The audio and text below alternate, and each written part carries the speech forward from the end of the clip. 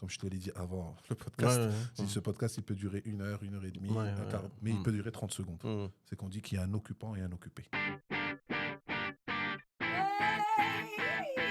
Bon, bonsoir tout le monde.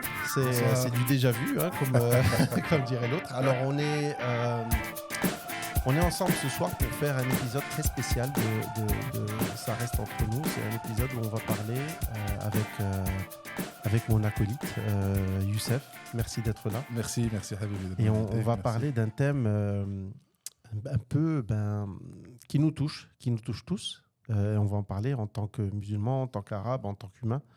On va parler un petit peu de l'activisme, on va parler des événements qui nous ont tous touchés à la télé, bien entendu le conflit israélo-palestinien, le rôle du citoyen que nous sommes et le rôle aussi des pays, la position des pays, et on va essayer de décortiquer un peu ce qui se passe. Alors, avant de préparer cette interview, je t'avoue que j'y ai pensé, ce débat plutôt, j'y ai pensé pendant longtemps. Et je t'avoue que ça m'a un peu... J'ai jamais été autant stressé de faire un podcast que celui-là. Alors, pas stressé dans le sens de... Mais je me suis dit, c'est un débat qui génère beaucoup de tension. Il y a un peu de tension, il y a beaucoup d'émotions. On voit des images très violentes, qu'on le veuille ou non. Si on est sur les réseaux sociaux, si on a une télé, sauf si on habite dans une montagne, coupé du monde, on côtoie ce genre de... Comment est-ce que, comme moi, tu as vécu ces derniers jours avec un peu une boule au ventre, un peu d'anxiété? Est-ce que tu as été aussi... Très touché. Tu es obligé pour t'informer aujourd'hui. On sait très bien qu'on est dépendant de l'information à travers les réseaux sociaux, à travers les chaînes d'infos. Donc forcément, un conflit comme celui-là, c'est ce qu'on vit depuis 1 mois et demi, je pense, maintenant. Oui. Et très, très, très éprouvant. Parce qu'on n'a jamais vécu ce conflit-là de cette manière-là. Cette intensité. Ce conflit, il est là depuis 75 ans. On a eu des phases, je parle de notre génération déjà, des phases d'accalmie, des phases de tension. Et ça ne durait pas très longtemps. Et on avait des images officielles de part et d'autre, des télés ou des chaînes d'infos. Mais là, pour le coup, dans l'ère des réseaux sociaux où tout est transmis presque en direct, quoi. On voit les choses quelques heures après ou quelques minutes après. Et on est des êtres humains avant tout. Et on ne peut pas se projeter, ne pas se mettre à la place de ces gens-là, de ceux qui vivent. Et c'est tragique, c'est dramatique. Il faut avoir beaucoup, beaucoup de recul, beaucoup de calme pour ne pas penser à des choses très négatives. Et bien sûr, qu'on le veuille ou pas, on a des vies.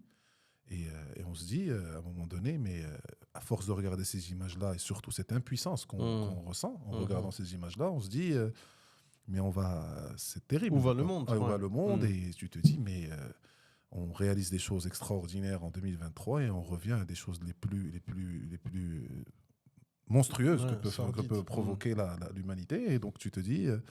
mais je pense que d'ailleurs, quand tu m'as invité à parler et à discuter, à avoir une discussion pour évoquer ce drame, j'ai eu la même appréhension et on en a parlé. Et on s'est dit, bon, moi, ma démarche, c'est que je sais que beaucoup de gens vivent la même chose que nous, forcément, et qu'on est face à un écran et on ne fait que pleurer, on ne fait que s'indigner. Et au mieux, on va en discuter dans notre milieu familial, mais on est à peu près tous d'accord. Et à un moment donné, on engrange autant d'émotions, autant de tensions. Et c'est la seule façon qu'on a pour un peu évacuer et comprendre, parce que dans ce genre d'événement, il faut essayer de comprendre. Il faut essayer de se remettre les choses au clair pour ne pas tomber dans des choses... Dans l'émotion. Dans des pensées violentes ou dans des réactions violentes. Et surtout, parler. Et nous, on va servir en toute humilité. Cette discussion va permettre peut-être à beaucoup de ceux qui vont regarder ça de se mettre à notre place et de pouvoir avoir une occasion de pouvoir parler, de pouvoir dire ce qu'on pense. Se libérer un peu, exactement. Et malheureusement, peut-être même heureusement, on a que ça pour l'instant pour pouvoir exprimer ce qu'on ressent. Et encore une fois, on se connaît depuis un moment et on sait très bien que notre démarche est de toute façon dans l'apaisement et dans la réflexion. Tout à fait. On n'est pas du tout, ni moi ni toi, nous sommes des experts. Tout à fait. Et on ne prétend pas être experts, mais on est citoyens. Et c'est des citoyens qui s'expriment sur un sujet qui parfois nous dépasse. Exact. Parce que c'est vrai que l'information, il y en a. Et peut-être qu'il y en a même un peu trop. Ah, ben forcément. Il y en a un peu trop. Dès qu'il y a un moment de guerre et de tension, ben ça sera là, on dit, je ne me rappelle plus de qui avait dit ça, mais la première victime d'une guerre, c'est la vérité. C'est la vérité. Ah, oui, donc tout à fait. forcément, les deux parties vont essayer de dire leur vérité. Leur vérité à eux. Et nous, en tant que citoyens, en tant qu'observateurs, en tant que tout simplement des êtres humains, on reçoit tout en un seul coup et on est obligé de chacun de faire son chemin, de faire sa propre analyse. Et encore une fois, c'est très important que des citoyens puissent s'exprimer parce qu'on est les principales victimes. Tout à fait. Qu'on vive à Gaza, qu'on vive à Israël, qu'on vive n'importe où, les citoyens, ceux qui n'ont pas le pouvoir entre leurs mains, c'est les premières victimes. Et à un moment donné, cette impuissance, comme je l'ai dit tout à l'heure, ben, au moins qu'on l'exprime de façon paisible et de façon réfléchie à travers C'est une chance extraordinaire. Moi, je suis sûr et certain que si les moyens qu'on a aujourd'hui de pouvoir partager des discussions, partager des podcasts, faire des vidéos et tout ça, existaient il y a 10-15 ans, ça aurait changé beaucoup de choses. Tout à fait. À ce conflit-là, parce que des personnes beaucoup plus raisonnables que ceux qui sont aujourd'hui impliqués dans ce conflit auraient pu avoir la parole et auraient pu influencer les choses. Oui, aujourd'hui, il faut en profiter.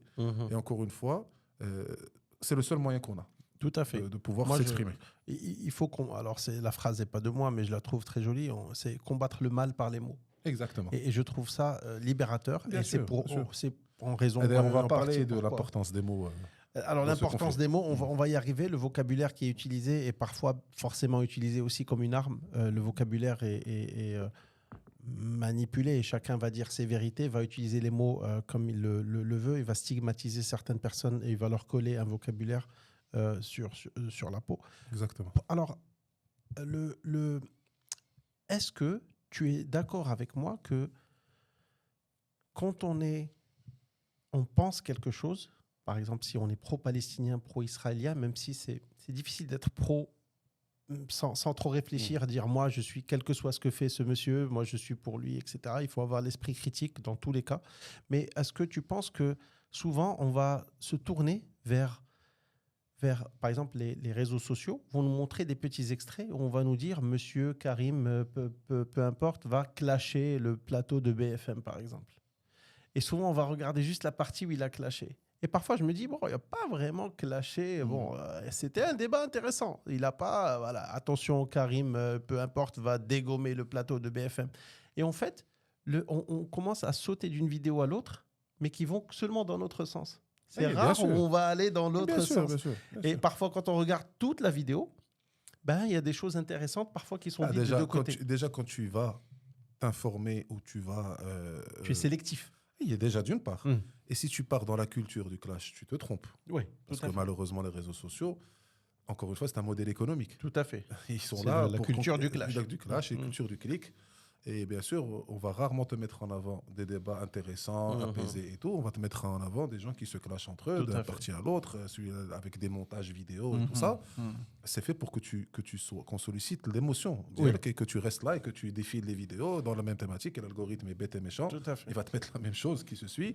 Donc, encore une fois, c'est beaucoup plus difficile, et je le conçois, d'aller vers des choses équilibré, qui dure plus longtemps. Ouais. Et on apprend des choses, parce qu'il faut toujours apprendre, surtout un conflit qui est en cours. Un conflit qui est en cours est très compliqué à analyser, parce que on n'a pas de recul. Pas de recul. Chaque jour, il y a un événement qui change un autre. Chaque jour, qu'il y a...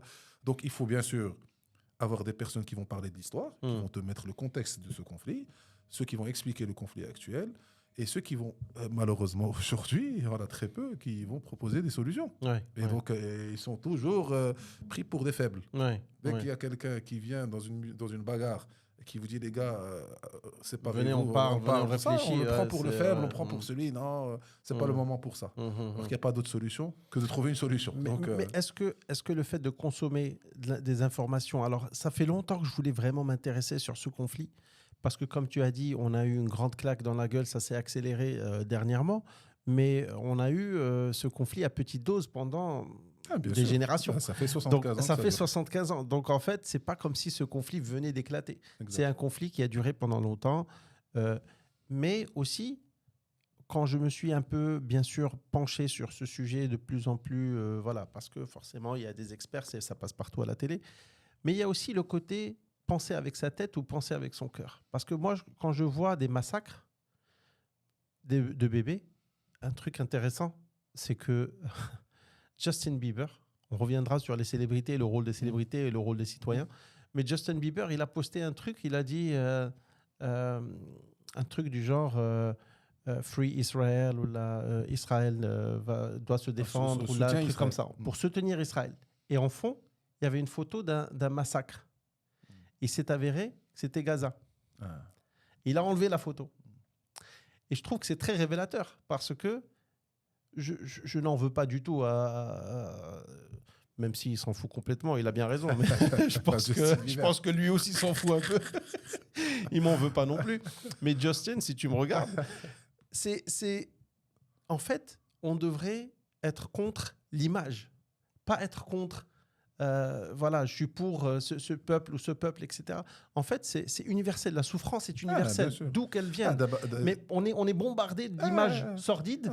Et donc, parfois, comme tu as dit, on réagit à un instinct animal. C'est ce qui a changé, en fait. D'abord, aujourd'hui, le conflit, c'est un conflit d'images. Aujourd'hui, la réalité du terrain... Est-ce qu'il faut les montrer, ces images ? On n'a pas le choix. Parce que ceux qui produisent ces images-là n'ont pas de filtre. C'est pas une orgueil, c'est des individus. Est-ce qu'il faut voir des bébés, des cadavres, etc. Sincèrement... Est-ce qu'il faut les montrer à la télé, selon toi ?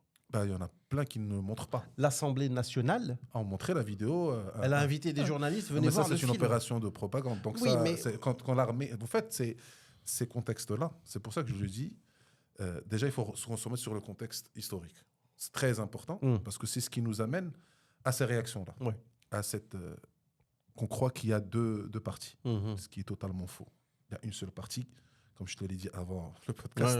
Ce podcast, il peut durer 1 heure, 1 heure et demie, mais il peut durer 30 secondes. C'est qu'on dit qu'il y a un occupant et un occupé. Oui, ça, je pense, tout le monde est plus ou moins d'accord. C'est-à-dire qu'il soit d'accord ou pas, c'est le fait. C'est le fait. C'est les faits. C'est un fait reconnu par l'ONU. Tu peux tirer ça dans tous les sens. Dans tous les sens, c'est le cas. C'est le cas. Maintenant, on parle du contexte. Parlons de l'origine. Qu'est-ce qui s'est passé ? L'origine historique, c'est que on part du côté, parce que la Palestine existait dans les faits, existait depuis presque 500 ans, avec des occupations, avec, bon, là, on va parler de façon succincte pour ne pas trop s'attarder sur l'histoire, mais après être sous l'occupation de l'Empire ottoman, quand l'Empire ottoman a chuté après la Première Guerre mondiale, les Anglais ont pris la Palestine en tant que protecteur. D'accord ? Donc, ils géraient la Palestine. Le fameux protectorat, on nous l'a déjà fait. Qui nous ont fait à nous aussi, les Français. Donc, mais en termes de population, il y avait forcément des Arabes. Un peu décimés, un peu partout. Voilà, c'était des Arabes pour la plupart, des Juifs aussi. Mais ce que les gens, bien sûr, quand on parle aujourd'hui, quand on s'adresse à des Marocains, ils savent très bien quand on dit Juifs, on parle de gens qui ont la religion judaïque. Ok ? Parce que arabe, il peut être arabe et juif, il peut être arabe tout à fait, et chrétien, il peut être marocain et voilà, juif, donc ils savent très bien de quoi chrétien, tout à fait. Donc il y avait des arabes juifs, et ça c'est, on va dire, début du XXe siècle. Sauf que juste avant, quelques années avant, un juif de l'Europe centrale, qui est Herzl, Léopold Herzl, qui a, si tu veux, imaginé ou créé l'idéologie ou la doctrine sioniste. Alors le sionisme vient du mot Sion, qui est une vallée dans la commune de Jérusalem, qui est juste une vallée, et donc qui veut dire aussi Jérusalem de toute façon. Sion, c'est dans la commune de Jérusalem. Donc d'où vient le terme sionisme, et qui pour lui, il faut, pour fuir les pogroms qu'il y avait, c'est-à-dire les persécutions des Juifs dans la Russie des Tsars, et qui ont été une minorité toujours persécutée, ce qui est très particulier, sauf dans des régions où les Arabes dominaient. C'est là où ils étaient le plus protégés. Ils étaient protégés, tout à fait. Donc c'est le seul... C'est ça ce qui est un peu ironique pour l'histoire d'après. Donc, mais protégés moyennant de l'argent, ils devaient payer des taxes, etc. Bon, juste pour préciser, bien sûr. Ce qui est tout à fait normal, comme toute minorité. La protection n'est pas gratuite. Et d'ailleurs, c'est une raison très intelligente, parce que, comme ça, il y a pour la population... Parce que c'est toujours... Par exemple, on parle du Maroc, qui est le pays qui a eu le plus de juifs en termes de communauté. Sous toutes les dynasties marocaines, il y a eu des dynasties qui avaient une construction religieuse, d'autres une construction plus nationale. Les Juifs ont toujours été traités à peu près de la même façon, mais le fait de payer ce qu'on appelle le dîme qui est payé est une façon de protéger de façon efficace et de dire qu'ils font partie de la communauté nationale. Quelle est la meilleure façon de faire partie d'intégrer une communauté nationale? C'est de payer tes impôts. C'est de payer un impôt. Pour eux, c'était pour soi-disant la protection, mais non, c'était un impôt. Et c'est la meilleure façon de faire partie d'un pays. c'est de payer ses impôts. Et pour que personne ne puisse leur dire, de toute façon, on fait ce qu'on veut de vous. C'est pas chez toi, bien sûr. C'est pas chez toi, non. Ce sont tu as tes droits, tu payes tes droits. Voilà, encore plus particulier au Maroc, parce qu'il y a une forte communauté berbère qui s'est convertie au judaïsme. Donc, c'était totalement des Marocains en tant que tels. Mais encore une fois, on parle d'une minorité. Donc, une minorité n'importe où va avoir des particularités. Va avoir une façon de vivre, va vivre dans un endroit particulier. Donc, ça fait que on parle de gens qui sont d'obédience judaïque, qui sont juifs. Ce que va créer Léopold Herzl, c'est le peuple juif. C'est-à-dire qu'il va créer une idéologie qui dit que, vu que nous sommes persécutés en Europe centrale, il faut qu'on arrête ça. Pour arrêter ça, il faut qu'on ait un territoire. Donc, dès le départ, bien sûr, on parlait de Jérusalem, mais pas que. Ils voulaient avoir un territoire. On a parlé de l'Ouganda, on a parlé de l'Argentine, on a parlé de plein d'endroits. Et il a commencé à prêcher pour sa paroisse, si on peut dire ça. Donc, essayer de construire cette idéologie jusqu'au début du... Lui, il meurt très tôt, il meurt en 1904, je pense, au début du XXe siècle, mais l'organisation sioniste existait déjà. Donc, le projet était celui-là. Et forcément, donc, ça a été fait à Bâle, je pense, en Suisse. Et donc, le projet, c'était de donner une terre. Et donc, ils se sont mis à peu près d'accord que ça va être en Palestine. Donc, l'exode c'est pas les Anglais qui ont destiné... D'accord, ok. Les Anglais, c'est la Première Guerre mondiale. D'accord. Donc, on est bien avant. Et il a déjà commencé l'exode en Palestine. Et les Juifs commençaient à partir en Palestine. Et ils ont trouvé des Juifs qui vivaient déjà sur place. Et ils étaient très peu nombreux. Et ils se sont rendus compte pour eux, parce que pour eux, ils disaient une terre sans peuple pour un peuple sans terre. C'est-à-dire une terre sans peuple, c'est-à-dire la Palestine. Pour eux, il n'y avait pas de peuple là-bas. Mais quand ils arrivent sur place, ils trouvent qu'il y a un peuple qui est là, qui est bien établi, et qui vit depuis ce moment-là. Et qui va finir par... Ils vont comprendre qu'ils vont être minoritaires de toute façon. Donc la première politique qu'ils ont, c'est d'acheter des terrains à des Arabes qui, pour la plupart, ne sont pas là. Ce sont des Syriens, des Irakiens qui avaient des terres là-bas et qui leur achetaient jusqu'à la Deuxième Guerre mondiale. Enfin, il y aura la Première Guerre mondiale. Et la Première Guerre mondiale va avoir... C'est là où il y aura le fameux lord anglais qui va promettre l'exode. Mais c'est un calcul tout simplement de stratégie. Bien sûr, stratégie. Pour dire, OK, on va vous donner la terre, la Palestine, comme c'est eux qui la géraient. Et que... les fameux Rothschild dont tout le monde crée des fantasmes autour, non, c'était juste des banquiers qui géraient les transferts d'argent entre les différents pays, puisque c'était la guerre, et c'était les seuls qui avaient des comptoirs en Angleterre, en Russie, en France, en Italie, donc qui permettaient, pendant la guerre, de pouvoir faire des transferts d'argent, ce qui était très compliqué à l'époque. Et il faut savoir qu'en 1916, c'est-à-dire 2 ans après la Première Guerre mondiale, le côté russe était gagnant. Était gagnant. Et ils ont proposé une armistice aux Alliés, c'est-à-dire de s'arrêter et revenir à... Parce que tu sais que la Première Guerre mondiale, c'est une guerre d'alliés, c'est-à-dire il y a eu un incident, c'est parti en vrille. Les Balkans, etc. Voilà, c'était juste une question d'alliance et tout le monde s'est retrouvé en guerre sans savoir pourquoi ils étaient en guerre. Et ça c'est parti. Et donc les Russes ont proposé de s'arrêter et de revenir à la ligne de départ comme c'était en avant. Ça n'arrangeait pas trop les pays qui avaient déjà des empires, la France, l'Angleterre, en Afrique, en Moyen-Orient et tout. Et la guerre a basculé quand les États-Unis sont rentrés. Donc les Rothschild ont dit, nous, on est capable de convaincre les États-Unis pour rentrer, mais à une condition. D'ailleurs, le baron de Rothschild, c'est lui qui a fondé, qui était l'un des fondateurs de l'organisation sioniste, à condition qu'on ait un foyer de juifs en Palestine. À l'époque, on parlait de foyer, on ne parlait pas d'État, on parlait de foyer. Donc, ils les ont convaincus. Donc, on connaît l'histoire. Ils ont gagné. Et c'est parti. La Deuxième Guerre mondiale arrive. Il se passe ce qui se passe. Et c'est le drame de la Shoah. L'extermination volontaire et méthodique des Juifs d'Europe par Hitler. Ciblé par... Voilà, il a ciblé c'était méthodique. Noirs, donc, il voulait commencer par ça. Il en a exterminé près de 6 millions.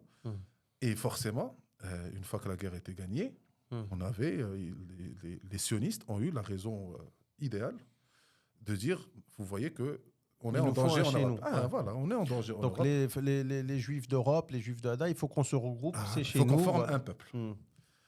Et ce qui est tragique, et ce qu'il faut toujours le dire, et le dire de façon très apaisée, c'est que, ça c'est mon humble avis, et je l'assume totalement, parce que je le partage même avec des amis juifs, comme on en a tous, parce qu'on est Marocains avant tout, et c'est des Marocains avant tout. On leur dit, mais ce qui est tragique dans cette histoire, c'est que la tragédie qu'ont vécu les Juifs d'Europe avec l'extermination, Les Palestiniens.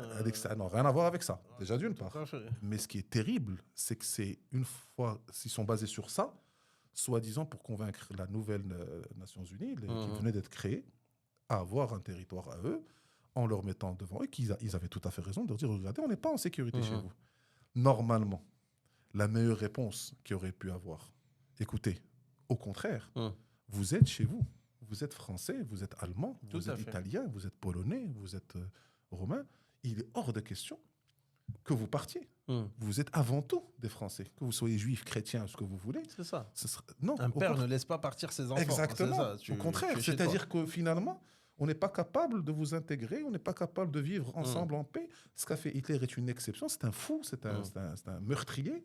On ne va pas cautionner ce qu'il a fait. Tout à fait. Par contre, bien sûr, à la même période, et tout le monde le sait, on a découvert le pétrole juste à côté. Oui. Et alors, excuse-moi, je fais un petit flashback par rapport à cette période bien précise. Ce qui s'est passé au Maroc, c'est quand même extraordinaire. Ah non, bien sûr. Oui. Alors là, c'est pour ça que nous, en tant que pays, on a une relation. C'est pour ça que je dis que c'est très particulier les Marocains. Tout à fait. Parce que, alors, pour ceux qui ne le savent pas, j'imagine que la plupart le savent. La plupart le savent, c'est quand même une fierté, et on en est tous fiers.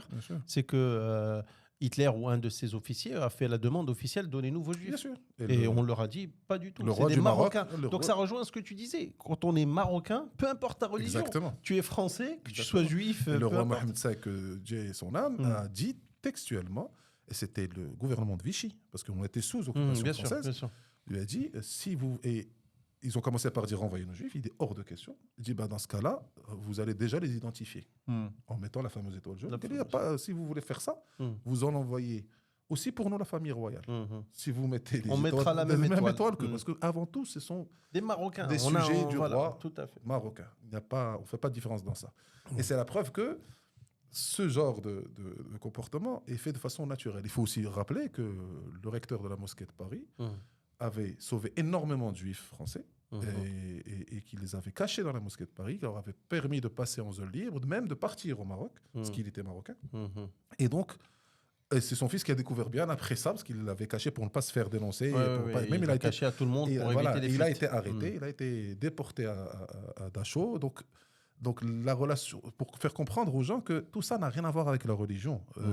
C'est un projet nationaliste qui est le sionisme, d'aller dans un territoire qui est déjà établi, qui est un pays qui est déjà délimité, et d'établir un autre État. Donc ce qui va se passer, c'est que les Nations Unies, nouvellement créées, avec les 7 pays qui ont le veto, vont donner l'autorisation, leur accord pour qu'il y ait, mais ce que nous l'oublions déjà, c'est qu'il y ait 2 États.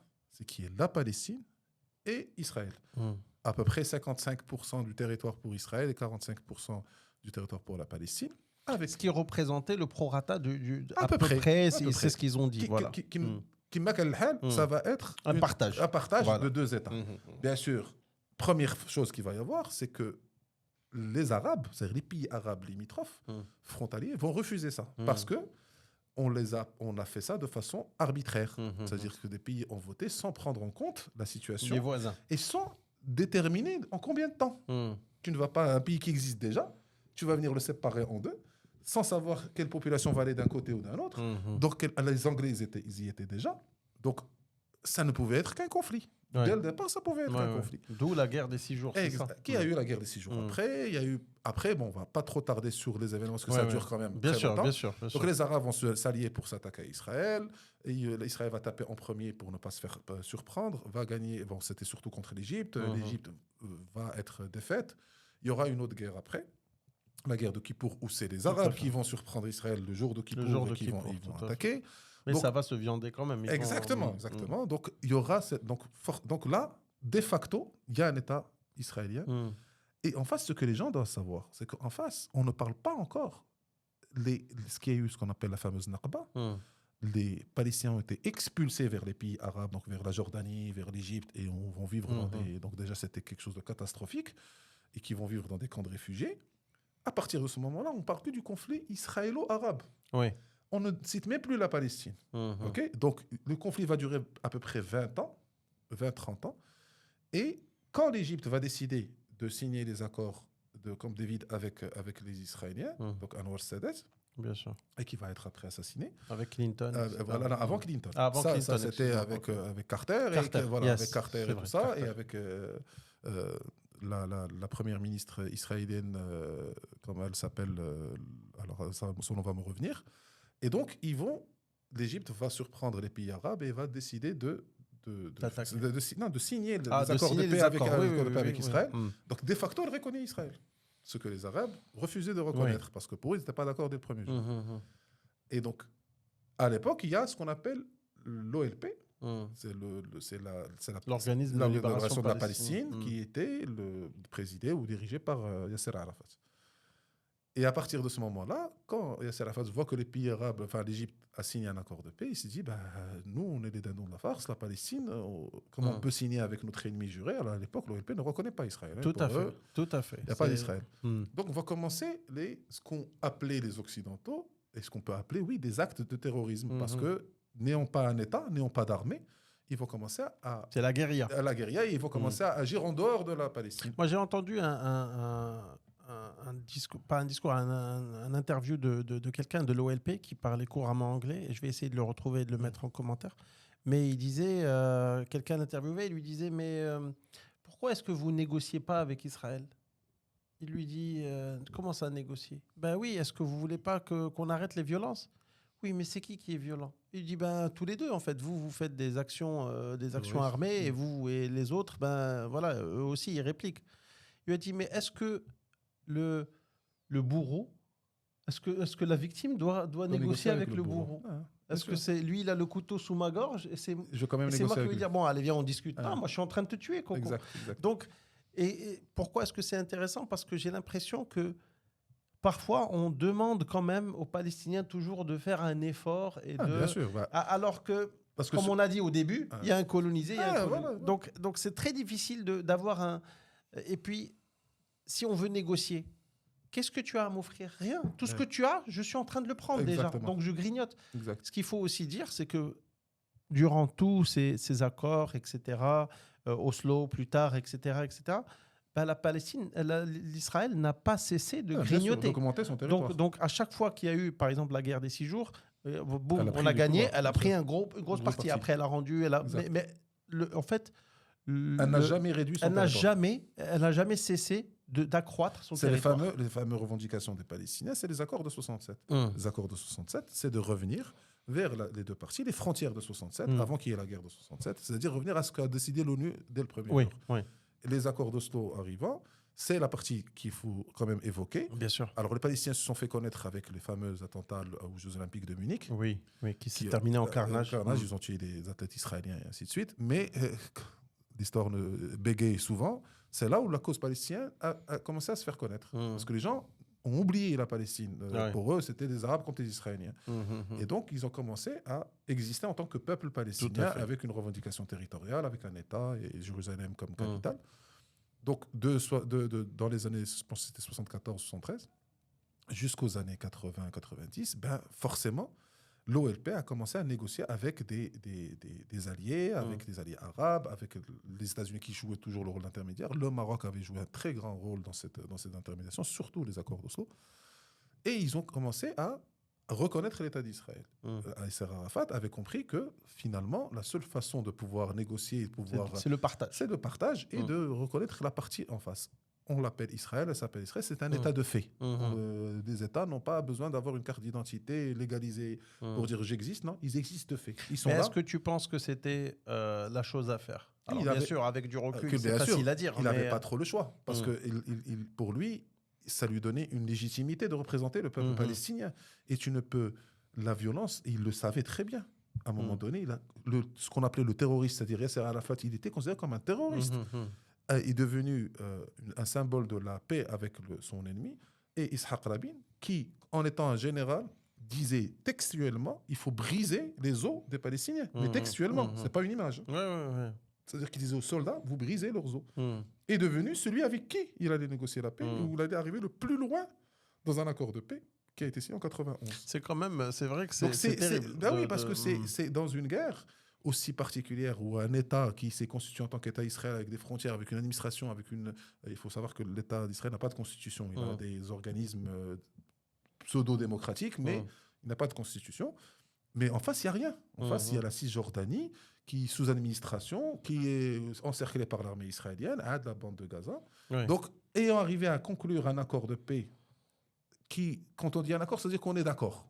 Bien sûr, moi, je vais faire des concessions, tu vas faire des concessions. Bien sûr. Mais Yasser Arafat pardon, a compris que c'était une étape. On ne peut pas négocier un conflit aussi compliqué, aussi déséquilibré dès le départ, si on ne franchit pas des étapes. Et Yasser Arafat, sous le conseil du roi du Maroc, du roi de Jordanie, allez-y vers la négociation. Pendant ce temps-là, vous n'êtes pas en train de vous entretuer. Pendant ce temps-là, vous épargnez des vies, vous épargnez. Et Yitzhak Rabin a dû avoir à convaincre sa population on n'a jamais autant approché la paix ou un processus de paix allant le plus loin possible que cette période-là. Bien sûr, il va se faire tuer et assassiner par son propre camp, par des extrémistes qui sont aujourd'hui au pouvoir. Celui qui a tué Yitzhak Rabin est aujourd'hui un héros pour Netanyahou, pour le gouvernement. C'est un héros, tel quel, il le considère comme un héros. Parce qu'en fait, encore une fois, la logique, c'est pas de partager. Alors ça, c'est un thème qui va être récurrent. Bien sûr. Parce qu'en fait, souvent, les Israéliens et le gouvernement israélien actuel, qui est de droite, il faut même d'extrême droite. Il a basculé dans la falaise. Hein. Il est arrivé à gauche, en fait. Il a fait le tour. Voilà, on peut le dire sans problème. C'est d'extrême droite. Ça, c'est plus que d'extrême droite, c'est des fascistes. On est d'accord. Ils font des déclarations qui te glacent le sang. Bien sûr, quand ils te disent c'est des animaux, on va les traiter comme des animaux. Non, mais pire que ça, ils sont homophobes. Ils crachent sur les chrétiens quand ils passent devant. C'est aussi la grande victime oubliée. C'est les chrétiens palestiniens en Palestine qui sont l'extrême droite israélienne, ce qu'on appelle le sionisme religieux, c'est ce qu'il y a de pire. C'est ce qu'il y a de pire. Parce que pour eux, il n'y a personne en face. Ouais. Quand je dis personne, ce pas des êtres humains qui sont en face. Pour eux, ils ont un objectif, occuper un territoire le plus loin possible, de la façon, quels que soient les moyens. Ceux-là sont combattus par les Israéliens modérés, les Israéliens de gauche et les Israéliens qui ont toujours prôné la paix. Mais depuis le premier jour, il ne faut pas oublier qu'avant le 7 octobre, quand Netanyahou était réélu, il y a 2 ans maintenant, 1 an et demi, il y a eu des controversés. Mais très controversés. Il y avait des manifestations même à l'intérieur d'Israël. Tous les samedis, il y avait des centaines de milliers de personnes c'est quelqu'un de très controversé, de corrompu et qui a été aujourd'hui qui frôle la prison à chaque fois. C'est-à-dire c'est sa position qui lui évite la prison. Donc ça fait que depuis le meurtre de Yitzhak Rabin et l'assassinat déguisé de Yasser Arafat, on n'a jamais eu en face, je parle du côté israélien, des gens qui veulent la paix. On n'a eu que des gens qui prônaient que la colonisation, ce n'est pas des colonisations, c'est des implantations, qui grappillaient la Cisjordanie. Aujourd'hui, la Cisjordanie, si vous voyez la carte, aujourd'hui, c'est un gruyère. C'est-à-dire ce n'est plus un État. Bien sûr. C'est plus une partie. Ça ressemble à rien. Parce que la solution, la bande de Gaza, les Palestiniens, ils ne sont pas fous. C'est des êtres humains comme nous tous. Si la Cisjordanie n'était pas grappillée et qui était un pays normal, la bande de Gaza. Ils vont partir de l'autre côté, ils vont vivre de l'autre côté. Ce n'est pas forcément la bande de Gaza qui va aller. Non, mais la bande de Gaza, aujourd'hui, sert si tu veux, de tampon qui permet de montrer la folie des Israéliens. Ça met à jour ce qu'ils sont en train de faire. Parce que la Cisjordanie, les gens s'en occupent pas, parce que c'est un territoire beaucoup plus grand. Tout à fait. Les colons font ce qu'ils veulent. Et bien sûr, c'est pas relié. Soutenu par l'armée. Moi, quand je vois les colons agir avec des armes, insulter, rentrer dans les maisons, sortir les gens par les cheveux, etc. Et l'armée, elle est là, soi-disant. Parce que ce qu'il faut aussi retenir, ce qui est intéressant, c'est que la loi internationale dit que si tu colonises un pays, ton armée doit assurer la protection du colonisé. C'est-à-dire que l'armée, elle doit être fair. Elle doit défendre les deux. Mais l'armée, elle n'est pas neutre du tout. Quand le colon vient, il fait ce qu'il veut, il rentre. Bien sûr. L'armée, au contraire, les encourage. Bien sûr. Donc, à partir de ce moment-là, fin des années 2000, 2007, il y a les élections. Donc, il y a la période à Ariel Sharon qui est aussi dramatique, la deuxième intifada et tout. Il y a la période de Gaza où ils partent de Gaza. Sharon par pur cynisme. C'est très bien que s'il reste à Gaza, il n'aura plus d'arguments de pouvoir justifier les massacres qu'il y fait. Il dit OK, on va partir. Il déloge les colons et tout. Mais par contre, on les encercle. On leur coupe l'eau quand tout, on veut. On fait ce qu'on veut en fait là-bas. Ce qui est pire. Hein, parce que si tu as des colons à l'intérieur, tu ne peux pas faire ça. C'est ça, parce que c'est les tiens. C'est les tiens. C'est des colons, donc c'est pire. C'est-à-dire que tu les as enfermés, donc fameuse prison à ciel ouvert. Et depuis ce jour-là, 2007, il y a des élections. Forcément, il ne faut pas oublier que l'OLP, avec la mort de Yasser Arafat, commence à être discrédité parce que forcément, le peuple palestinien voit qu'ils n'ont plus aucun pouvoir, et bien sûr, Israël ne se gêne pas pour créer des divisions au sein de tout ça. Et elle a l'idée machiavélique de soutenir Hamas et de laisser Hamas gagner les élections. Parce que tu imagines des élections dans une bande ou dans un territoire aussi désorganisé, où la misère est de mise. Forcément, c'est les plus radicaux qui vont gagner. C'est aussi simple que ça. Parce que... mais sachant que, excuse-moi, j'apporte une toute petite pierre à l'édifice, c'est que Hamas a été jugé comme étant ayant gagné les élections de manière légitime. Ah oui, bien sûr. Les observateurs internationaux ont dit non. Ils ont gagné fair and square. Le lendemain qu'ils ont gagné les élections, ils ont été considérés comme une organisation terroriste par les États-Unis, par l'Europe, parce que l'intérêt d'Israël, c'est de diviser la représentation palestinienne et comme on dit l'adage, c'est diviser pour mieux régner. Et en plus, il ne faut pas oublier que c'était en 2007. Donc c'était juste avant 2001. Juste après, 2001, les attentats du 11 septembre, où le monde s'est divisé en deux, où le terrorisme est devenu l'ennemi de tous les pays. Tout à fait, c'est le mot à la bouche pour désigner les Arabes. Les Israéliens se sont dit, la meilleure façon de les discréditer, c'est les traiter de terroristes et d'organisations terroristes. On va les stigmatiser, et c'est bon, ça va être l'ennemi. Nous, on ne peut pas négocier avec une organisation terroriste. Donc pour nous, ces gens-là, on va les encercler, on va se protéger d'eux.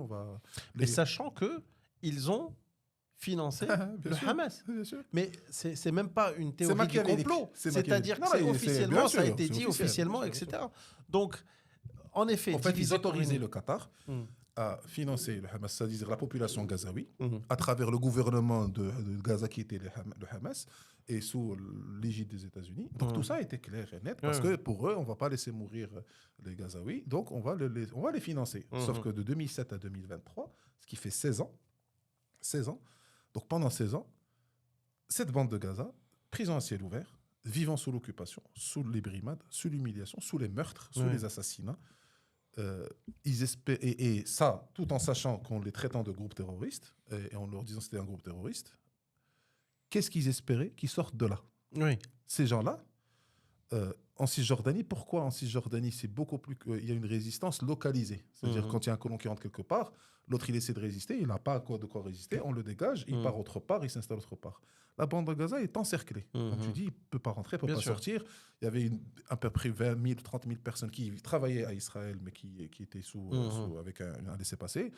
Donc, on organisait à l'intérieur une situation explosive, tout en sachant que pendant tout ce temps-là, Israël ne voulait pas s'asseoir pour discuter, pour trouver une solution pacifique et la solution des deux États. Il n'y a pas d'autre solution que celle-là. Je suis d'accord, mais aussi, moi, c'est pour ça quand on dit parce que l'argument qui est donné très souvent par le gouvernement israélien, c'est de dire nous, on veut négocier, eux ne veulent pas. On leur a proposé la paix plusieurs fois, eux ne veulent pas.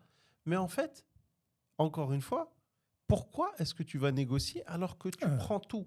Alors qu'à chaque fois que l'ONU, à chaque fois que les instances internationales déclarent que ce que tu es en train de faire, c'est des crimes contre l'humanité, c'est illégal, etc. Il n'y a aucune résolution de l'ONU qui a été respectée par tu t'en Israël. fous complètement parce que tu as le veto. D'ailleurs, c'est tragique, c'est l'ONU qui a créé l'État d'Israël. Et depuis ce jour-là, Israël... Elle est en train d'essayer de l'enlever, mais elle ne peut plus. Là, Israël ne reconnaît rien de ce que fait l'ONU. Elle s'en fout alors complètement. Que c'est grâce à l'ONU qu'elle existe. Tout à fait. Donc c'est terrible. Mais comment est-ce qu'un pays peut avoir autant de pouvoir politique? Tout simplement parce que ce n'est pas du pouvoir politique, c'est un pouvoir stratégique. Mais qu'est-ce qu'elle a à offrir au monde? Tout simplement, c'est Joe Biden, notre cher ami Joe Biden, lui, il est qui a dit quand il était sénateur que si l'État d'Israël n'existait pas, on l'aurait inventé. Tout simplement. L'État d'Israël, là où il est, c'est la partie au monde où, tu sais très bien, le système dans lequel on vit, s'il n'y a pas d'énergie, ce système-là ne tient plus. Bien sûr. Et les plus grandes réserves du monde se trouvent dans cette région-là. Donc toute la région a été façonnée par rapport à l'énergie. Les pays arabes ont été créés à travers les puits de pétrole. Les pays arabes sont tous récents. Il y a le plus vieux là-bas, à part l'Irak ancestral ou la Syrie ancestrale, ont été dessinés après la Première Guerre mondiale. Donc Et ils ont été dessinés autour du pétrole. Donc, on connaît ce qu'on appelle le Moyen-Orient, est une région stratégique pour la stabilité énergétique du monde. Et qui dit stabilité énergétique dit les États-Unis. Et les États-Unis ont toujours mis leur veto aux sanctions, aux résolutions contre Israël, parce que pour eux, c'est une raison d'intervenir là-bas. Et ça, c'est de façon claire et nette. Tu suis les pipelines, tu suis les oléoducs, tu trouveras l'origine des conflits. Follow the money, exactement. Tu trouveras l'origine des conflits. Tout à fait. Donc Israël joue sur ça depuis le premier jour avec le bouclier américain. Et bien sûr, son gros soutien, c'est des Juifs organisés et des sionistes organisés des États-Unis. C'est la fameuse association AIPAC, qui est une organisation très, très, très puissante aux États-Unis, qui finance les candidats aux élections, qui est très liée aux évangélistes américains, parce qu'ils ont à peu près le même projet. Qui dirige le monde. Alors, diriger le monde, c'est-à-dire qu'il y a de l'influence sur le monde. Bien sûr, parce que les pions qu'ils ont sont incroyables. C'est des intérêts. Il n'y a pas besoin de tomber dans des théories de complot farfelues. Non, mais c'est des faits. C'est des intérêts. Chacun va défendre ses intérêts. La plus grande puissance mondiale sont les États-Unis. Ça, c'est un fait. C'est une puissance militaire, la plus grande puissance militaire au monde. Donc, elle fait de telle sorte à ce qu'elle garde un équilibre en sauvegardant ses intérêts. L'AIPAC fait que Israël, que ce soit pour des raisons religieuses, que ce soit pour des raisons territoriales, soit toujours soutenu par les États-Unis, parce qu'ils savent que les États-Unis, il faut avoir du recul historique sur ce que sont les pays arabes. D'ailleurs, on reproche toujours aux pays arabes de ne pas soutenir assez la Palestine, de ne pas avoir été beaucoup plus virulent avec Israël et tout ça. Avant tout, un pays défend ses intérêts. Et il faut arrêter de croire en quelque chose d'autre que ça. Avant tout, un pays défend ses intérêts. Premièrement. Deuxièmement, il va défendre ce qui va l'arranger stratégiquement dans la région où il est. D'accord ? Après, nous, en tant que citoyens, en tant qu'êtres humains, ce qu'on voit comme conséquence dans des conflits, malheureusement, on ne peut que constater les conséquences tragiques de ces intérêts-là. J'invite les gens qui aujourd'hui suivent le conflit israélo-palestinien et qui sont, bien sûr, on est tous effondrés quand on voit autant de massacres, autant de victimes. Je les invite quelques minutes d'aller voir ce qui se passe au Congo. Oui, bien sûr. Là, on parle de millions de morts pour des raisons purement économiques. Purement économiques. Okay, parce qu'il y a là-bas les matières qui font fonctionner ce qu'on utilise tous les jours, c'est-à-dire nos téléphones, et tout ce qui est le cobalt et tous ces dérivés. C'est juste effroyable ce qui se passe là-bas. Un pays qui est d'une richesse, c'est peut-être le pays, ce n'est pas le pays le plus riche du monde, il a tout. Et on est en train aujourd'hui d'exterminer toute une population, tout ça par intérêt économique. Ce qui se passe, s'il n'y avait pas de pétrole dans la région de Proche-Orient, ça aurait été une autre histoire. Bien sûr. Ça aurait été une autre histoire. Donc aujourd'hui, nous, en tant que citoyens, il faut avoir de la lucidité sur tout ça, sans tomber sur il faut rester d'être théorie, parce que finalement, mettre de l'émotion là-dedans, ça ne sert pas à grand-chose que nous-mêmes d'agir dans notre propre quotidien, si on peut le faire. Qui peut, si un fou, c'est des fous israéliens, l'armée israélienne aujourd'hui en train de massacrer des enfants, mais j'ai même pas besoin de parler d'enfants ou de femmes. Massacrer des êtres humains. Massacrer n'importe qui. Personne ne mérite de mourir alors qu'il a rien fait. Avant, il y a 500 ans, 400 ans, deux armées s'affrontaient sur un champ de bataille. Pour moi, c'était des hommes.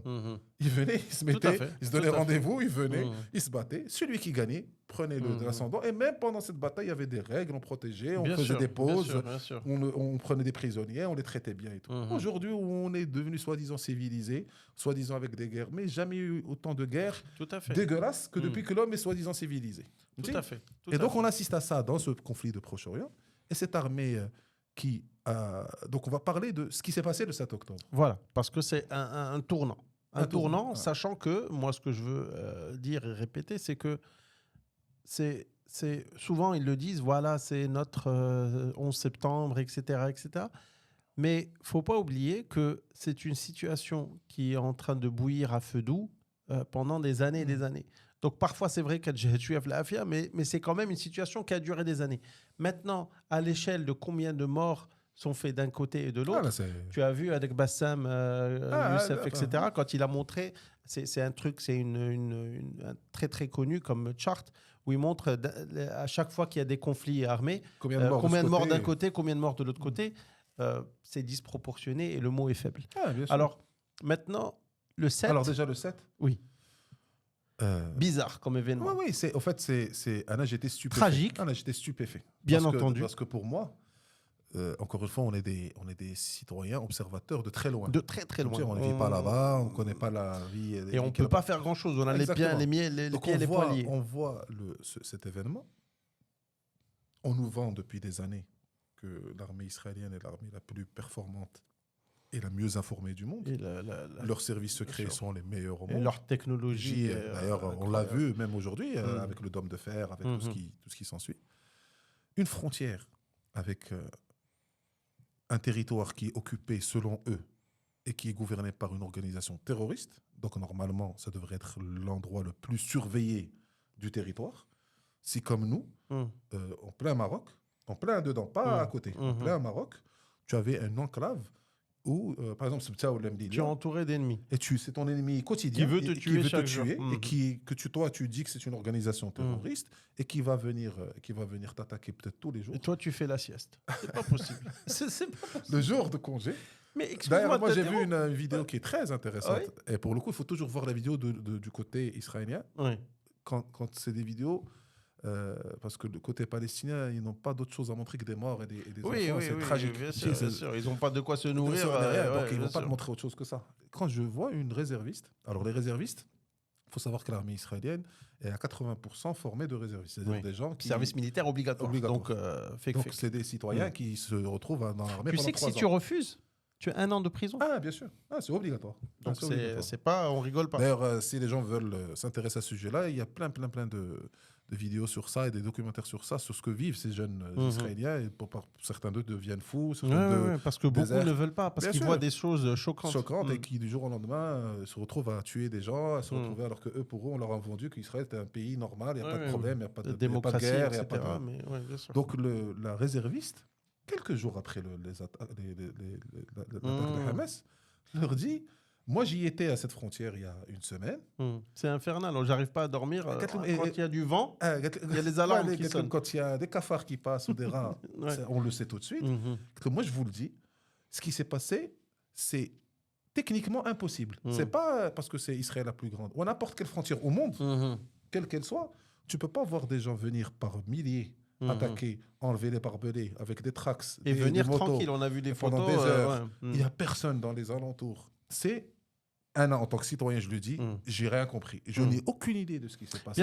Bien sûr. Je n'ai pas envie de tomber encore une fois dans des théories conspirationnistes, mais c'est juste bizarre. Donc voilà les faits. Le monde a été stupéfait. Le monde entier. Anna dit que le soir même, j'étais avec mon papa, on se disait, mais est-ce que... C'est comme le 11 septembre, c'est vrai. Ouais. C'est comme tu dis, comment des gens peuvent... Comment ils ont pensé à ça? Oui, il dit, c'est de l'armée israélienne. Ça fait, il y a l'armée israélienne.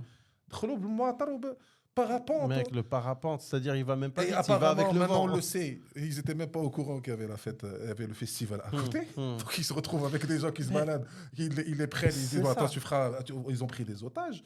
Donc tu te dis, on a été choqués dans le sens, jamais on aurait cru que Hamas pouvait faire un truc comme ça, et surtout dans autant de facilité. Aussi facilement. Passant cet événement, la riposte. Mais excuse-moi, on va rester encore 2 secondes sur cet événement. Il y a eu des enlèvements. Donc, des enlèvements, on a dit, des kidnappings, etc. Des otages.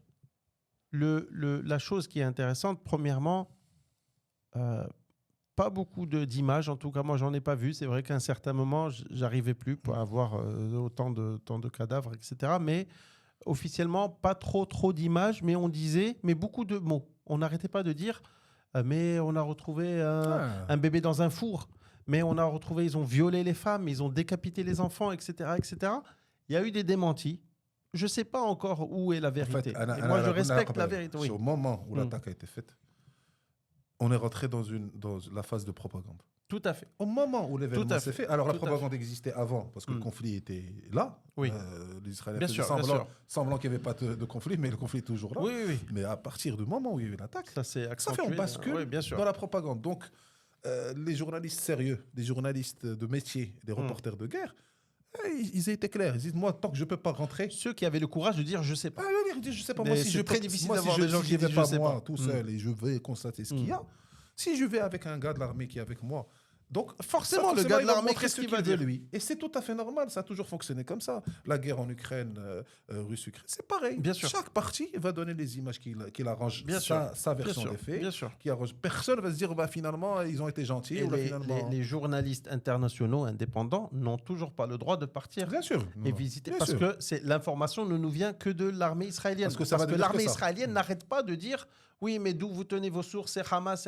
Oui, mais aussi d'où vous tenez vos sources? C'est que vous. Pourquoi vous ne laissez pas les journalistes faire leur boulot? Ça n'arrivera jamais. Comprennent ni l'avis de l'un, ni l'avis de l'autre. Laissez les journalistes indépendants et on en aura plein. Et alors, il y a eu des démentis par rapport à ça. Et en fait, qui t'a dit ça? C'est elle. Et toi, qui t'a dit ça? Moi, j'ai entendu ça. Et en fait, on cherche le loup. Et après le moment où il y a eu l'attaque, Israël s'est dit... Et ça, c'est la vérité. Et une fois qu'elle a eu cette humiliation, parce qu'il faut riposter. De choc qu'a vécu c'est parce que pour eux, on ne leur vendait pas la paix. Le gouvernement de Netanyahou, ils ont transformé, ils ont endoctriné et ont fait croire à la population israélienne qu'elle était en sécurité, ce qui est complètement différent.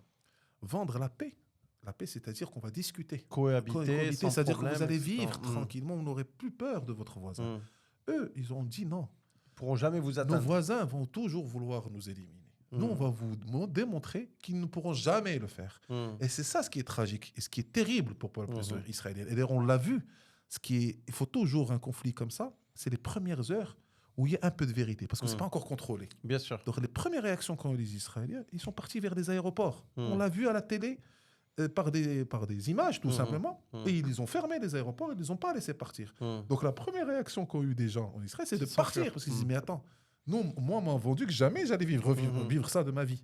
Et donc, le gouvernement qui t'a promis la sécurité avec un discours et une idéologie complètement fascisante, a failli. C'est-à-dire, même là où vous êtes censés, soi-disant, être les meilleurs, vous avez failli, mais d'une manière... qu'on n'a jamais vécu. C'est ça. Il n'y a jamais eu autant de morts, ils se sont fait humilier. Donc forcément, en face, on savait que la réaction allait être terrible. Bien sûr. Parce qu'il faut se justifier déjà d'avoir été humilié, et il faut aller faire oublier cette humiliation en se donnant un objectif qui va soi-disant plaire à tout le monde. C'est-à-dire, on va éliminer Hamas. Ce qui ne va jamais arriver. Bien sûr.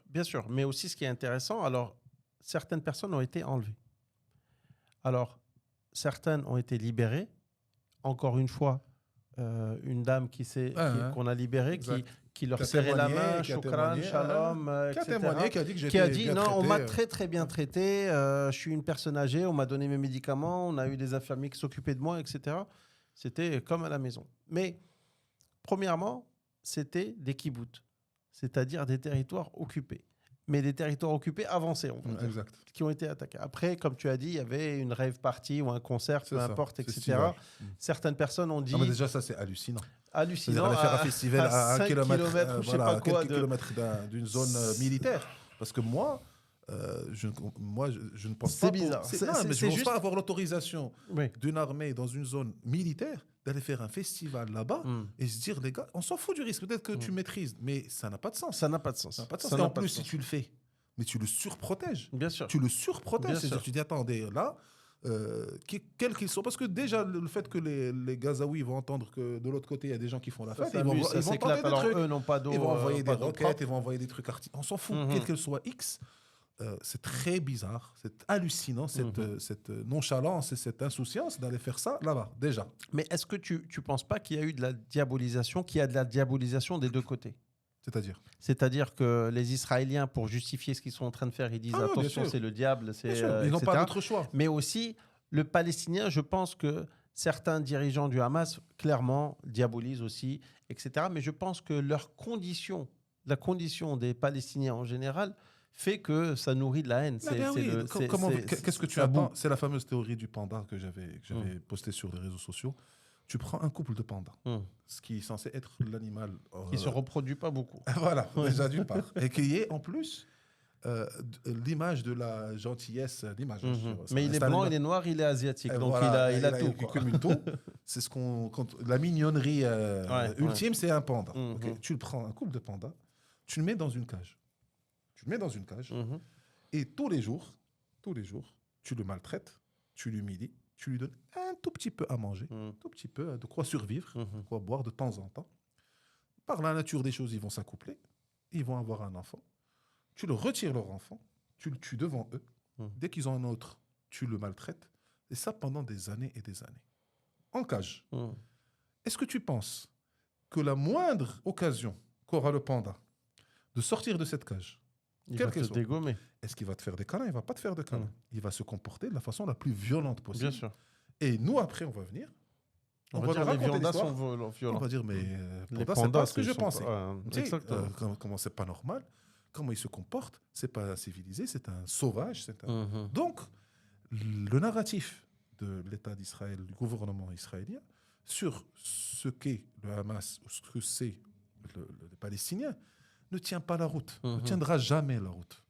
Un groupe terroriste est terroriste quand il est dépourvu de cause. Un terroriste, c'est celui qui veut venir faire du mal, soi-disant, nous on le sait. Pour des idéologies. Nous on le sait. C'est ça dont je veux parler, nous on le sait. Le Maroc, qui a subi des attentats terroristes, on sait que les gens qui utilisent la religion comme étendard pour commettre des états terroristes, ils ne sont même pas capables de lire tout à fait le Coran. Okay, c'est des voyous, c'est des gens qui ont des intérêts bien plus basiques, c'est-à-dire criminels, voyoucratie, ramasser de l'argent et tout, et ils utilisent l'endoctrinement, l'idéologie pour commettre des attentats. Justifier tout simplement. Ça, on le sait. Nous, les vrais musulmans, on sait que ces gens-là n'ont strictement rien à voir avec l'islam. Donc, tu ne peux pas comparer des terroristes à des gens qui ont une revendication légitime depuis des années. C'est-à-dire un territoire, un État. Ils sont occupés, ils sont humiliés. Bien sûr. Je ne connais pas, moi, de groupes terroristes qui sont humiliés tous les jours et qui réagissent. Pendant des générations. Il n'y en a pas dans le monde un groupe terroriste qui est humilié tous les jours de loin et qui réagit. Ça n'existe pas. C'est des êtres humains qui vivent dans une zone qui est occupée, qui sont traités comme des prisonniers, tout simplement. Donc, in fine, selon le droit international depuis toujours, ils ont le droit de résister. Donc, quand les Allemands ont occupé la France et que les résistants allaient chercher les officiers... On ne les appelait pas des terroristes. On les appelait des résistants, tout simplement. Et ils étaient tout à fait légitimes. Et on ne leur demandait pas de choisir leur manière. Ils sabotaient des rails de train, ils mettaient des bombes dans des casernes d'Allemands. Mais Jean Moulin est, les gens disent le plus grand résistant, il est magnifique, mais il a tué des gens aussi. Donc...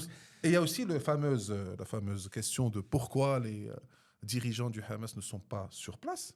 C'est quelque chose de complètement, je veux dire, malhonnête. Parce que ça, c'est une critique pour resituer un petit peu. Souvent, les gens disent oui, mais le Hamas, c'est des terroristes. Et pourquoi est-ce que le Hamas, ils sont en train de se gaver dans des hôtels de luxe, etc. Pourquoi est-ce qu'ils ne vous fournissent pas... Nous, vous nous accusez de vous avoir coupé l'eau, l'électricité, etc., les vivres, etc. Mais pourquoi est-ce que le Hamas, qui sont en train de collecter de l'argent à droite à gauche, ils ont des millions de dollars, pourquoi est-ce qu'eux, vous n'êtes pas? Il y a un monsieur qui a dit, Finkelstein, qui est... lui, il est très virulent. Très, très virulent. Il a une voix très monotone qui fait un peu, mais il est très, très fin connaisseur du sujet. Il a fait ça toute sa vie. Et il leur a dit, mais comment vous savez comment vous savez qu'ils ne les aident pas? C'est-à-dire, en fait, c'est juste des théories. Et encore une fois, c'est terrible de dire que des dirigeants, parce qu'il faut comprendre que Hamas est un parti politique et il a une branche armée. Parce que, pour eux, ils sont en train de résister à une occupation. Comme en France, il y avait les résistants, où il y avait un parti politique qui était incarné par le général de Gaulle, qui était à Londres. Et en France, il y avait des groupes armés qui résistaient et qui avaient des opérations clandestines, des opérations armées. C'est exactement le même modèle de fonctionnement. Comme en Algérie, où il y avait le FLN, qui était le Front de Libération Nationale, qui avait il y avait un côté politique et un côté armé. Ça a toujours fonctionné comme ça. Donc les dirigeants, la chose la plus naturelle et intelligente, c'est pas d'être dans le territoire où la guerre est opérée. Sinon, ils vont être dégommés très vite et il n'y aura plus de dirigeants pour diriger cette résistance. Donc ils se mettent dans un pays où ils sont protégés, où ils sont établis. Pour la blague, je dis toujours, ils disent qu'ils sont dans des hôtels 5 étoiles, mais j'aimerais bien qu'on trouve un hôtel 4 étoiles à Qatar. Il n'y a pas beaucoup d'ibis à Qatar, c'est sûr. Des hôtels 5 étoiles. En plus, ils font que leur conférence de presse. Ils vivent dans des maisons normales. D'ailleurs, un intervenant qatari qui les connaît, qui il va souvent chez lui, a dit que si vous voyez les maisons dans lesquelles ils vivent, sincèrement, et en plus c'est ridicule, quoi. Il faut qu'ils soient dans la misère pour qu'ils soient légitimes. L'occupation ne peut pas être justifiée. Regardez, et bien sûr, il faut même dire que heureusement qu'ils sont dans ces conditions-là, parce il faut qu'ils soient dans les meilleures conditions pour prendre des décisions les plus difficiles qui soient. Dans toute lutte, dans toute résistance, il y a une organisation politique, une organisation qui réfléchit, qui prend des décisions, il y a une organisation armée qui opère, qui est sur le terrain, qui opère. Donc tout ça est tout à fait normal. Donc les arguments de pouvoir traiter Hamas d'un groupe terroriste, ça c'est toujours vu de le côté israélien. La façon dont ils opèrent, on peut tous être contre en tant que citoyen et humain. Moi je veux que personne ne meure dans cette histoire. Moi, jamais je vais dire à un combattant du Hamas, quand il a tué un enfant ou une femme, je vais dire bravo, non, je sais qu'il le fait par défaut, il n'a pas le choix de faire ça. C'est terrible, c'est tragique. Il n'y a pas de guerre propre. Ça n'existe pas. Ça, c'est un fantasme qu'ont vendu les Occidentaux pour se dédouaner de leurs crimes. Ils ont inventé la guerre propre parce qu'ils font ça avec des drones, avec des bombardements, des avions et tout. Ça paraît propre pour eux. Mais les gens meurent de la même façon. Pour celui qui a le joystick, mais pas pour celui qui se reçoit la bombe. Le massacre est encore plus énorme. Mais je trouve même plus valeureux de prendre l'arme et d'aller se confronter à son ennemi que d'envoyer des avions bombarder des civils comme ça à tout va. Donc tout ça, ça fait que c'est encore une fois la partie prenante de se dire que Israël a le droit de se défendre, c'est une aberration. Tout à fait. C'est une aberration de dire ça. On ne peut pas dire qu'un colonisateur... Déjà, les lois internationales ne reconnaissent pas le droit d'un pays qui colonise de se défendre. Si tu veux juste te défendre, tu n'as qu'à partir. Exactement. Tu n'as qu'à ne mettre pas les conditions coloniser. Exactement. Mais tu ne peux pas coloniser et dire « mais je me défends ». D'ailleurs, leur armée, ça s'appelle l'IDF, donc Israel Defense Force. Bien sûr. Donc ça joue sur les mots. Et c'est pour ça que c'est une guerre sur plusieurs schémas, plusieurs niveaux, pardon. C'est-à-dire que c'est une guerre sur le terrain avec, selon moi, bien sûr qu'il y a des massacres. Alors la question qu'on pose toujours sur tous les plateaux, c'est est-ce que vous reconnaissez Hamas comme une organisation terroriste ? Mais ça, tu sais, moi je le dis clairement. Moi, déterminer ou identifier ou définir une organisation de terroristes ou d'autres choses, ça n'a strictement aucun intérêt. Ça a un intérêt que pour celui qui est partie prenante du conflit. Moi, de mon côté, je condamne. Est-ce que tu vois un citoyen comme nous qui vit dans un pays paisiblement, n'importe où, dans un pays où il n'est pas en conflit, il n'est pas en guerre, ne pas condamner un meurtre? Ça n'existe pas. C'est ridicule. C'est ridicule. Tout à fait. On nous a mis dans une position où on est maintenant amené à pouvoir prendre parti et définir un acte horrible, un acte monstrueux. C'est-à-dire, il y a le crime de guerre. Moi, j'aime bien, sincèrement, je le dis, la position même si ça fait beaucoup de controverses en France, de Villepin. Lui, il agit dans un côté diplomate qui est imparable. Parce qu'il a un langage de diplomate et qui dit, si vous ne traitez pas ce problème de façon politique, vous ne le réglerez jamais. La violence va générer la violence et vous n'allez jamais terminer. Tu disais, pardon, mais c'est la définition de Jean-Luc Mélenchon. Il dit, moi, en tant que Français, dans un pays qui est la France et qui a une voix et qui est un pays, soi-disant, avec une certaine importance. Un poids, bien sûr. N'a surtout pas intérêt à utiliser les termes des belligérants. Si on utilise les termes du droit international. Tout à fait. Parce que quand tu utilises les termes du droit international, tu es susceptible de répondre de tes actions. Donc on utilise le terme de crime de guerre. Comme ça, chacun assume ses responsabilités. Quand tu fais un crime de guerre, on t'identifie comme responsable. Bien sûr. Parce qu'un terroriste n'est pas responsable. Un terroriste, il s'en fout. Un terroriste, il veut s'exploser lui-même. Donc, une fois que tu l'as tué, qu'est-ce que tu fais? Tu vas le chercher, comme tu l'as dit tout à l'heure, partout, tu trouveras toujours un autre terroriste. C'est ça. Quand tu fais des crimes de guerre, là, on parle d'un État.